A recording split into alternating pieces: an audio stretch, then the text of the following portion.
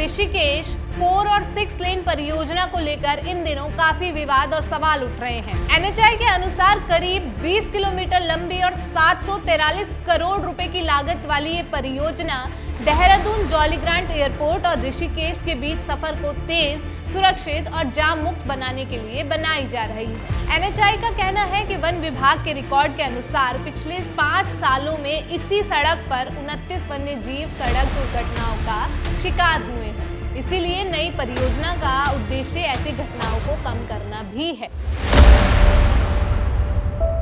ऋषिकेश 7 मोड़।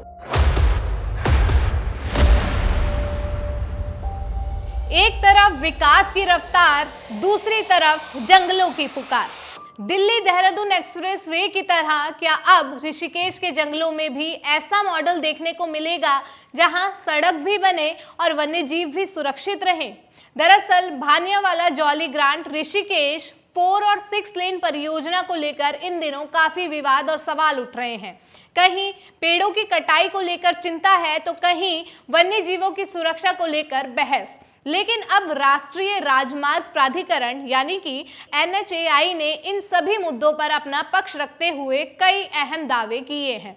आइए जानते हैं कि सरकार क्या कह रही है और आखिर में ये भी समझेंगे कि इस परियोजना पर अब भी कौन कौन से ऐसे सवाल हैं जो बाकी हैं। एनएचएआई के अनुसार करीब 20 किलोमीटर लंबी और 743 करोड़ रुपए की लागत वाली ये परियोजना देहरादून जॉलीग्रांट एयरपोर्ट और ऋषिकेश के बीच सफर को तेज, सुरक्षित और जाम मुक्त बनाने के लिए बनाई जा रही है। सरकार का कहना है कि वर्तमान 2 लेन सड़क पर ट्रैफिक लगातार बढ़ रहा है। साल 2020 में यहां प्रतिदिन 15,000 से ज्यादा पीसीयू ट्रैफिक दर्ज किया गया था, जो आने वाले सालों में 33,000 पीसीयू प्रतिदिन से अधिक होने का अनुमान है।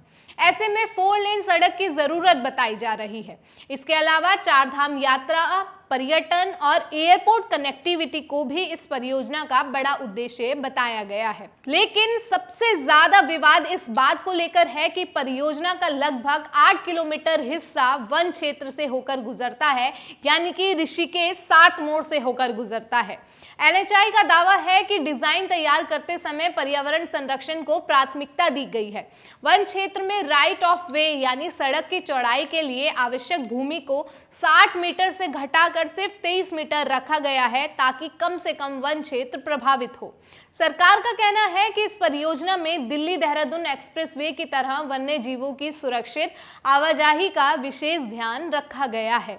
इस योजना के तहत इस परियोजना में एक बड़ा ब्रिज कम एलिफेंट अंडरपास, 4 समर्पित एलिफेंट अंडरपास और लगभग 3.5 किलोमीटर लंबी एलिवेटेड संरचना, 6 बड़े बॉक्स कलवर्ट और छोटे जीवों के लिए 13 पाइप कलवर्ट बनाए जा रहे हैं। इसके अलावा green guide hedge, sound barrier, anti glare screen, no horn zone और स्पीड क्लेमिंग जैसे उपाय भी शामिल किए गए हैं, ताकि वन्यजीवों की दुर्घटनाएं कम हो सके।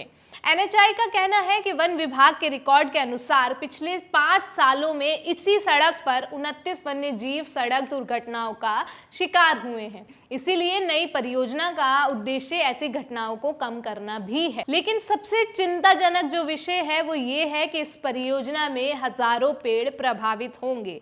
जी हाँ, लगभग 4,500 पेड़ इस परियोजना में काटे जाएंगे। लेकिन एनएचएआई के अनुसार लगभग 750 पेड़ों का वैज्ञानिक तरीके से प्रत्यारोपण किया जाएगा, जबकि बाकी पेड़ों का नियमानुसार प्रबंधन किया जाएगा। इसके साथ ही प्रतिपूरक वनीकरण के लिए लगभग 1,97,00,000 रुपए जमा किए गए हैं और राज्य सरकार ने 40 हेक्टेयर गैर वन भूमि वन विभाग को हस्तांतरित की है, ताकि नए जंगल विकसित किए जा सकें।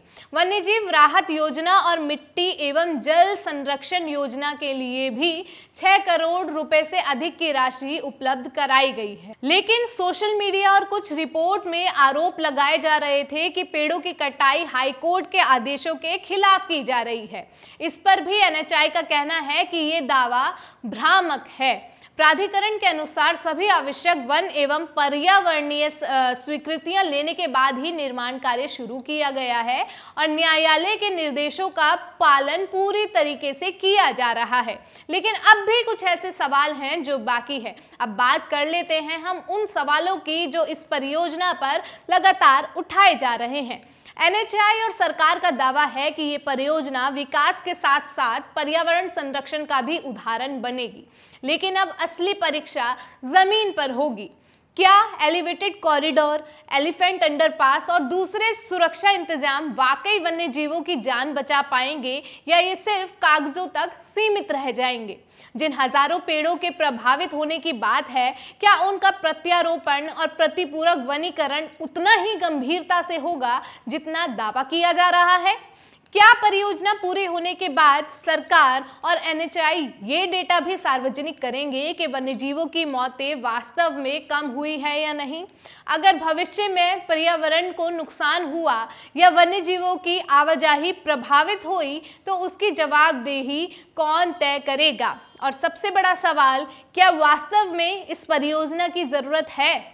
क्या ये परियोजना सचमुच विकास और पर्यावरण के बीच संतुलन का नया मॉडल बनेगी या फिर एक बार फिर विकास की कीमत जंगल और वन्य जीवों को चुकानी पड़ेगी? इन सवालों के जवाब दावों से नहीं बल्कि परियोजना पूरी होने के बाद जमीन पर देखने वाले नतीजे तय करेंगे। फिलहाल NHAI का दावा है कि ये परियोजना विकास के साथ साथ पर्यावरण संरक्षण का भी एक मॉडल बनेगी। वहीं पर्यावरणविदों और स्थानीय लोगों की नज़र इस बात पर रहेगी कि ज़मीन पर इन दावों का कितना प्रभाव दिखाई देता है। आप इस परियोजना को कैसे देखते हैं? क्या ये उत्तराखंड के विकास के लिए ज़रूरी कदम है? क्या पर्यावरण को लेकर और ज़्यादा सावधानी बरतने की ज़रूरत है? आप अपनी राय हमें कमेंट बॉक्स में ज़रूर बताइए। अगर आपको ये रिपोर्ट पसंद आई हो तो वीडियो को लाइक करें, चैनल को सब्सक्राइब करें और जुड़े रहिए द न्यूज़ वाला नेटवर्क के साथ। धन्यवाद।